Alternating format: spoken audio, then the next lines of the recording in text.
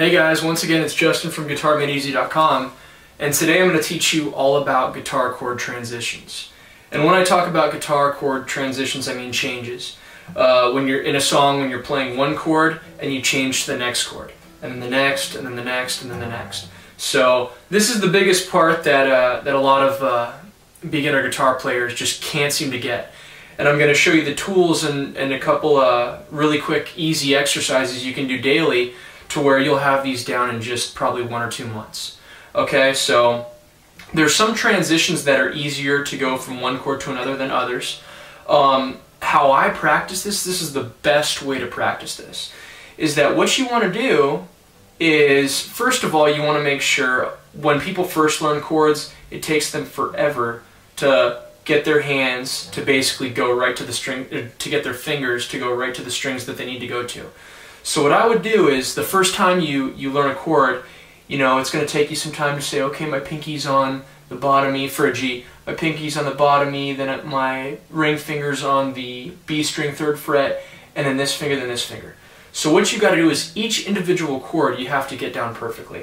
So what you want to do, and this is how you get really good at it, the first time, the first couple times, it's going to take you some time, but yeah, you do exactly what I just showed you. Finger by finger, find the strings that each finger should be on. Take your finger off, wave it around, make your fingers forget where they once were, and then do the same thing over again. Right there. Alright, take them off, wiggle them around, do it again. And you need to do this over and over. I mean, I would probably do it for 15 minutes a day. Make sure you do it every day. That's the biggest thing, is consistency is key with this. So once you have these down, and you can, by taking your hand off the guitar, you can kind of find where the chords are from scratch, it only gets easier. Now we're going to talk about transitioning from one chord to another. Okay? So right now, every chord has a different fingering, but sometimes the fingers stay in the same place. For example, if I have a G chord and I go to a D chord, if you notice, my ring finger's in the same place. I call this an anchor finger. See my ring finger right there? It's in the same place for a G as it is for a D. So what you need to do is first make a G, and then practice transitioning to D by saying, okay, I'm going to make my ring finger stay on the B string 3rd fret, and the rest of the fingers are going to go, my middle finger is going to go to the 2nd fret E string, and my pointer finger is going to go to the 2nd fret G string. Okay, so there's my D. Alright, and I'm going to keep that finger on the same string. I'm going to go back to G, and then this is going to take you a lot more time than I'm doing it right now. But to D, to G, to D. Don't even worry about strumming. Strumming is the easy part. Let's get this left hand going. So G to D, G to D, and just keep on going back and forth. It's going to take you a lot of time at first, but you're going to get faster.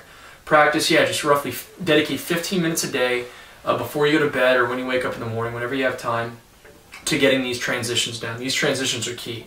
I find that a lot of new guitar players will learn the chords, but they never get transitions down. Once you get the transitions down, that's basically the majority of guitar right there. You can learn campfire songs, thousands of songs that are out there, popular songs. You can write your own music. It's great. And there's only about 7 chords that you have to know. So once you transition from G to D, let's practice transitioning from G to C.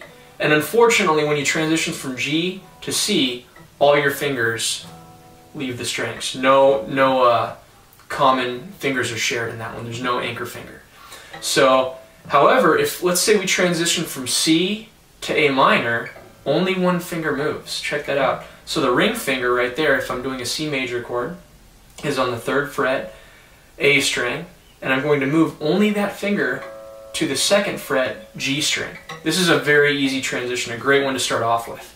Okay, so once I have A minor, super easy transitioning from A minor to E. All you got to do is move it's the same finger shape, just move it up one set of strings, okay? Then you have E, so A minor, E, okay? And so do it really slow, and trust me, you'll get faster. Just keep on practicing it until it's basically written in your brain, and then you will get faster. So a couple other little chord tricks that we can talk about. For example, if you have any fingers that share the same note in two different chords, practice transitioning to those. There's a couple of them out there. C is similar to F. As you can see, I kind of basically, for a C, I have all my fingers kind of coming down at a 90 degree angle. For F, I'll take my first finger, make it sandwich down both those fingers, and then bring my middle finger down one string, and we're going to have an F. So C, F, C, F.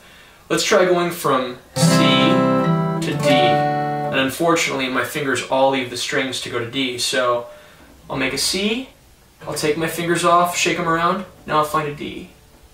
Alright, now I'll take my fingers off, shake them around, find a C, take them off, shake them around, let's go to a D, or I'm sorry, a G. There's a G, take them off, let's go to a C. Alright, take them off, shake them around, let's go to a D, and practice this over and over.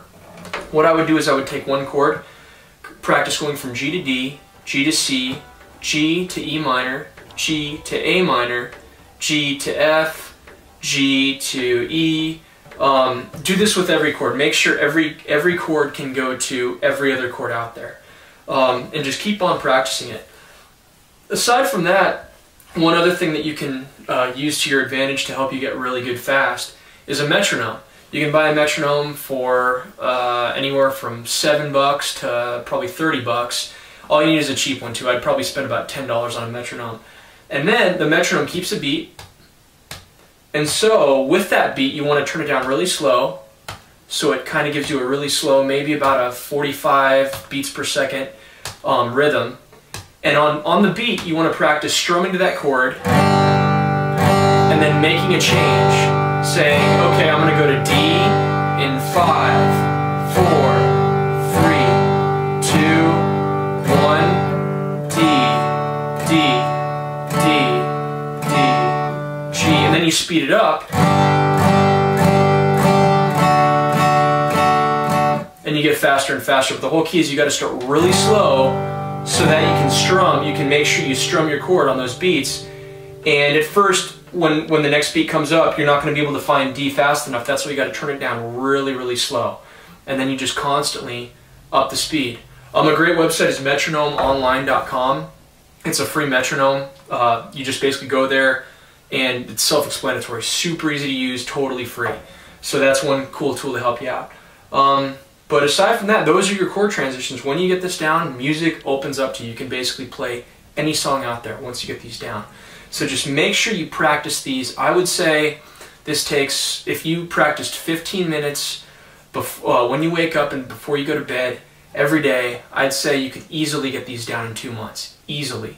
So keep at it, keep on practicing. If you guys have any questions, let me know. Subscribe to my YouTube.